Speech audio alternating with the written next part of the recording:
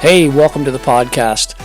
This is The Surge Effect, and I'm your host, Mike Surge. This podcast will be talking about anything and everything, life in general to current events and past events, and all things about this beautiful and wonderful world that we live in.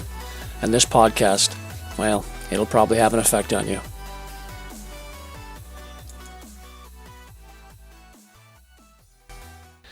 Well, hello there, and welcome to another episode of The Surge Effect. It's been a couple of weeks since my last podcast. I did a week that was. I'm going to do another one today, a little week that was. A few things happening in the news cycle. What we're going to go over today is the resignation of England, France, and Sri Lankan's leadership. The WEC, the World Economic Forum. Ukrainian government not happy with Trudeau, of course. And Japanese Prime Minister, the past Prime Minister being assassinated.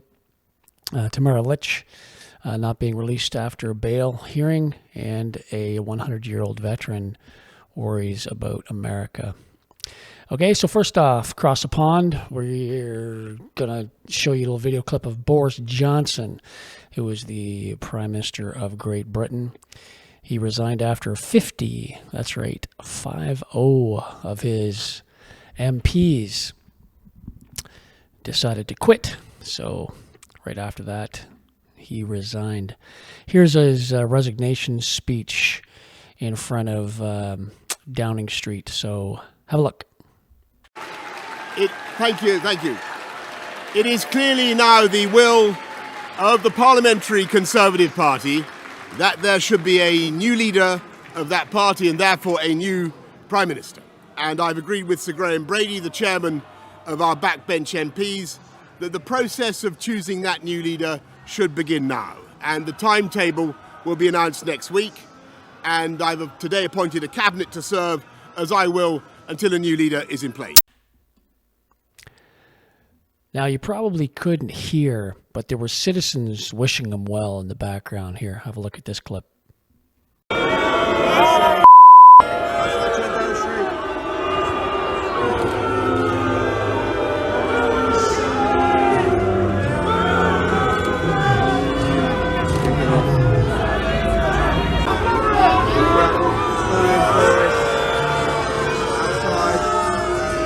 Music being played. Bye, Boris. Sounds like they really love that guy, huh? Almost as much as everyone likes our guy. Anyway, these leaders, they're dropping faster than Twitter stock, okay? They really are.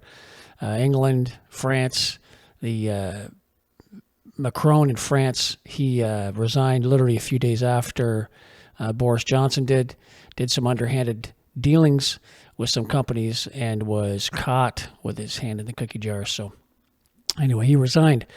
And then around the same time, a couple days later, everything's all happening within a few days of each other. The Sri Lankan citizens stormed the capital and the president fled. So have a look at this video clip of the citizens of Sri Lanka storming the capital. That's it! That's Sri Lanka! Come on, Sri Lanka!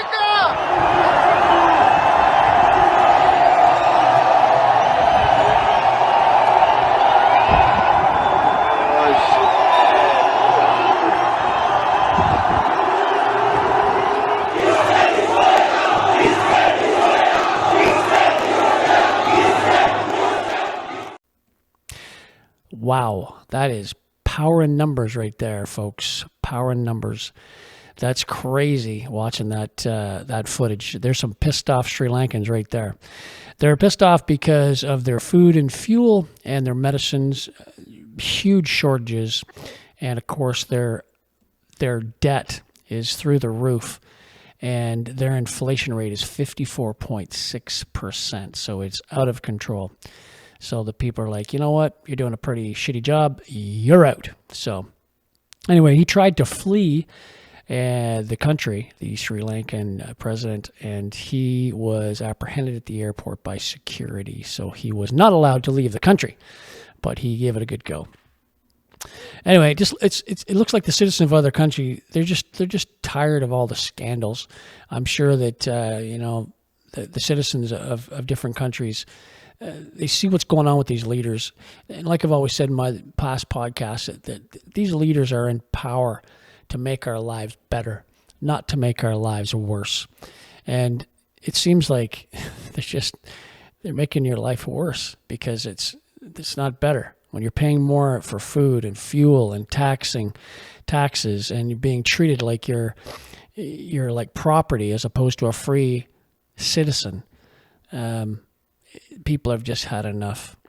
So anyway, I'm not sure what Trudeau was thinking when he sent these fixed turbines back to Russia. After putting sanctions on Russia, he decided to send these fixed turbines back.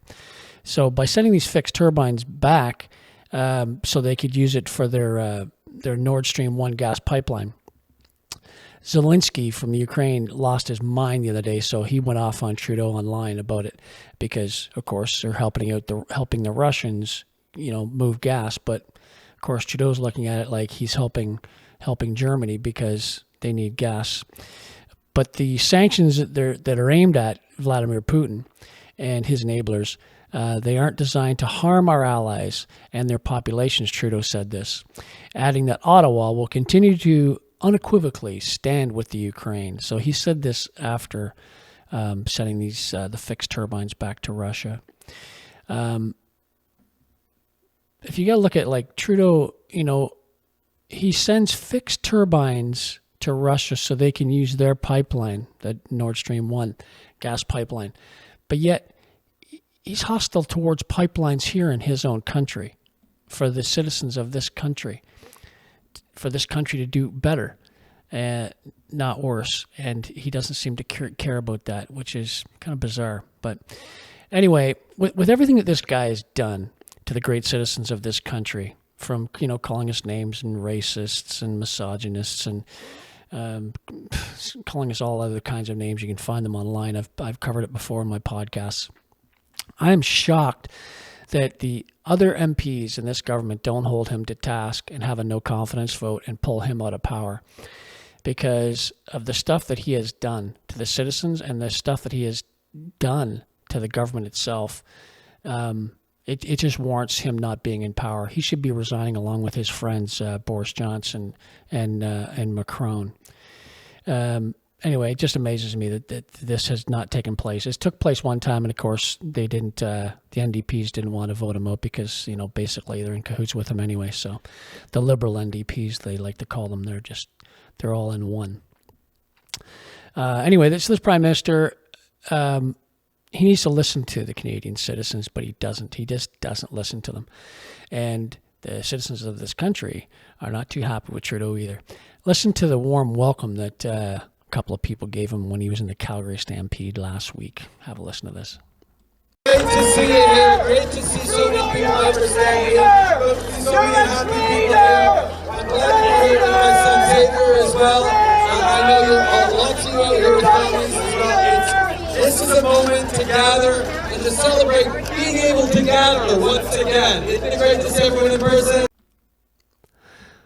So that guy that was talking to him directly was actually pulled away with security guards. They pulled him out of there because that's why everything kind of went quiet. Because they don't want people, heckling the leader, of course, even though he deserves a good heckling because he doesn't do anything for the citizens of this country. He does everything for himself. And that's what happens when you have somebody that's in power that was basically born with a silver spoon in their mouth, and they didn't grow up in hard times. They didn't grow up what it was like to be poor. Okay, so anyway, that's what happens. Now, I've covered other European Union members talking about Trudeau and their feelings towards him. One of the people that I've covered was Christine Anderson. She is a member of the European Parliament. This is her just about 10 days ago talking about Trudeau once again. So just have a listen to her warm feelings towards Trudeau. Have a listen.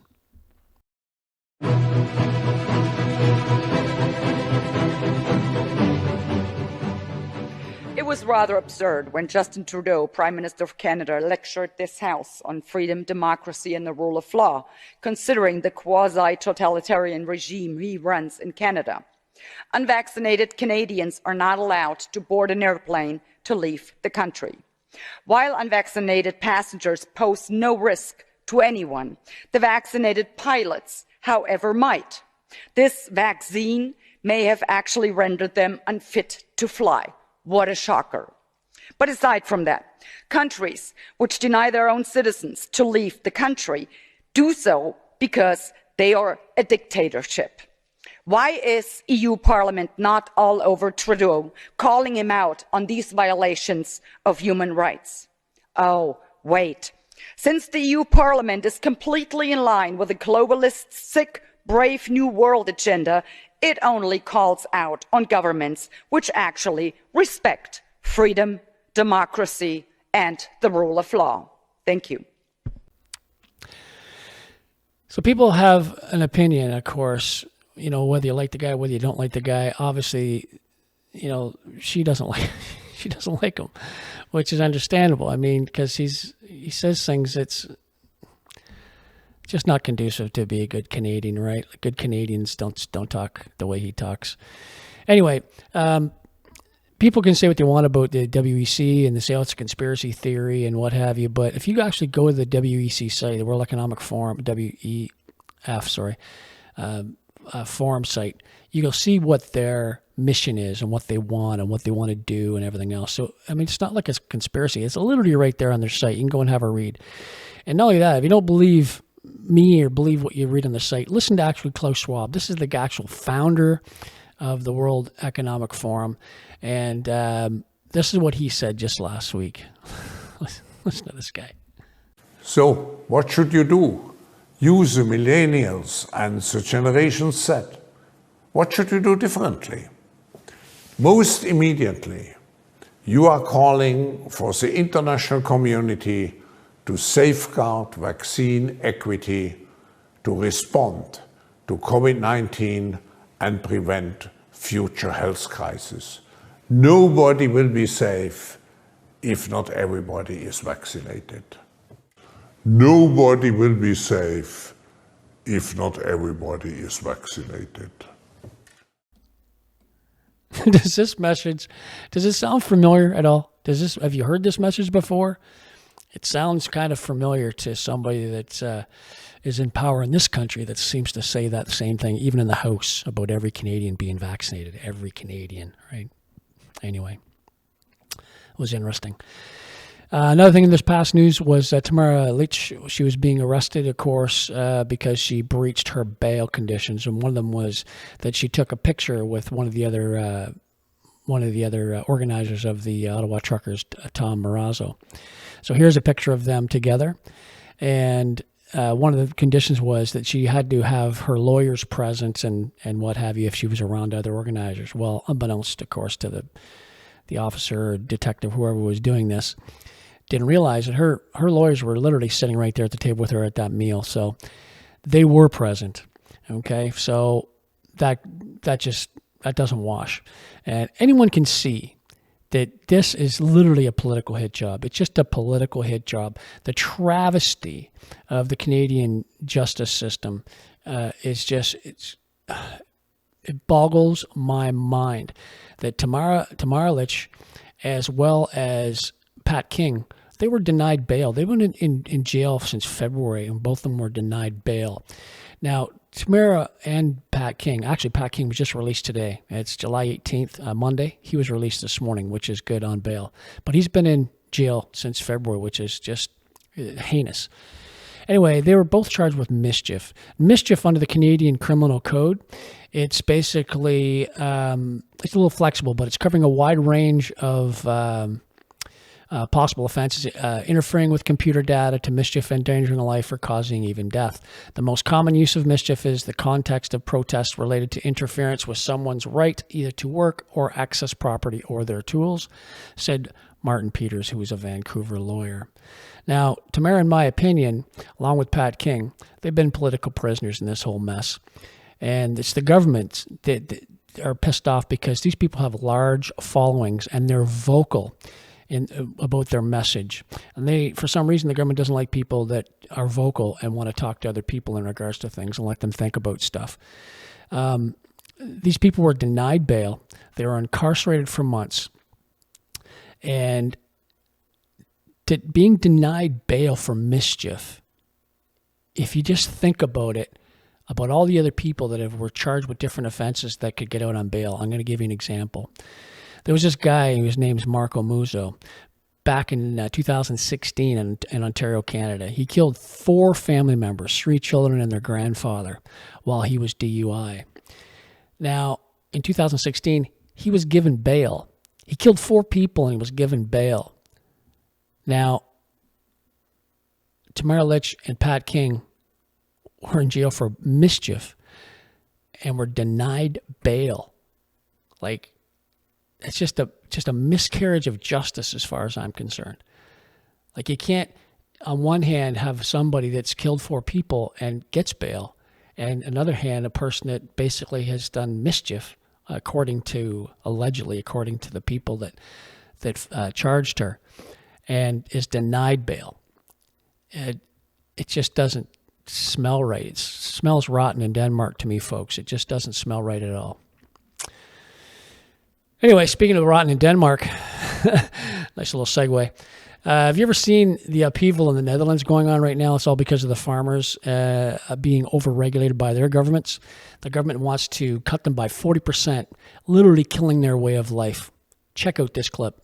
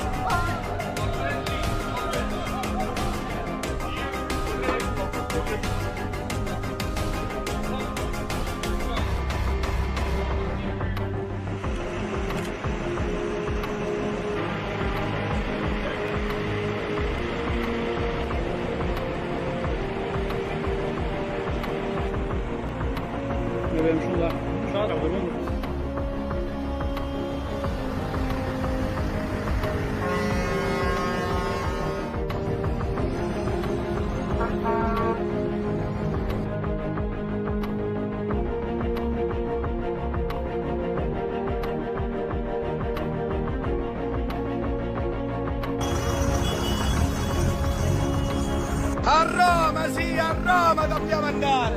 A Roma!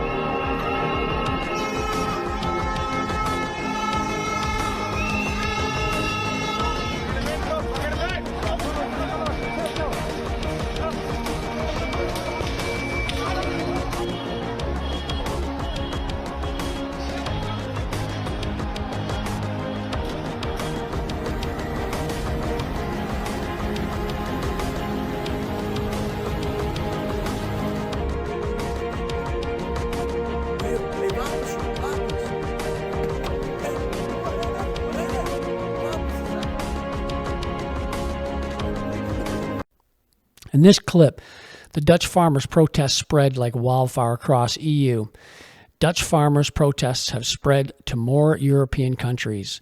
Now, in a show of solidarity, German, Italian, Spanish, and Polish farmers have launched protests. The farmers are protesting about rising costs of government restrictions put on livestock numbers and fertilizers used in a bid to cut carbon emissions under the proposals.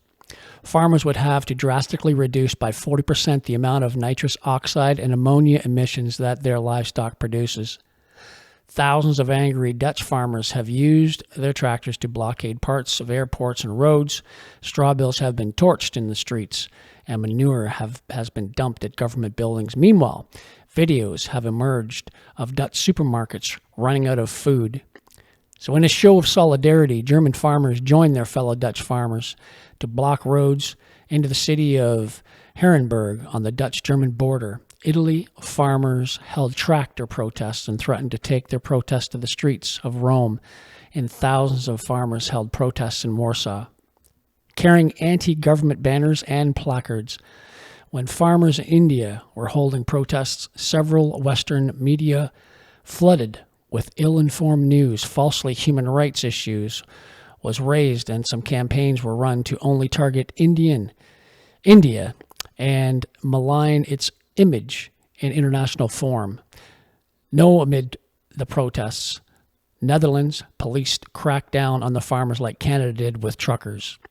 Where are the human rights groups and the so-called Western media? It's great to see Canadians of this world standing up for what they believe to be just and true. So, in another little article this week was also the assassination of Japanese former Prime Minister Shinzo Abe. He was shot dead at the age of 67 in Nara. Now, Japan has the most stringent, strictest gun laws in the world, but they still could not avoid this from happening, from Shinzo Abe getting assassinated. The man that actually assassinated him, given that, like I said, with having the most strict gun laws in the world, this still occurred because the gunman literally made his own primitive weapon. He made this shotgun just using pipes. So people that would say that, guns don't kill people, crazy, radical people who have mental health issues kill people. It's very sad, very, very sad that this even happened. So I'm going to leave you with this last message, and this is about a 100-year-old veteran from the United States of America. Listen to what this veteran has to say. It's very powerful. Listen to these words. I don't know. I've lived a good life. I mean, I've had a lot of happiness, smiling, telling everybody that everything was beautiful every day. If I went into my church and didn't say everything was beautiful, they'd think I was sick. And I'm not that way. I mean, I sincerely believe in this old world that everything is beautiful. I mean, if I wake up in the morning and see these plants out here and all those flowers that are in there and the green grass on the ground, that's beautiful. And people don't realize what they have. They bitch about it. They do. And then nowadays, I am so upset that the things we did and the things we fought for and the boys that died for it, it's all gone down the drain. Our country's gone to hell in a handbasket. We haven't got the country we had when I was raised. Not at all. Nobody will have the fun I had. Nobody will have the opportunity I had. It's just not the same. That's not what our boys, that's not what they died for. Wow. What a powerful message. This man who put his life on the line with his comrades. This message could go for not only America, but it could also go for Canada or a lot of other countries. Great Britain. God love this guy.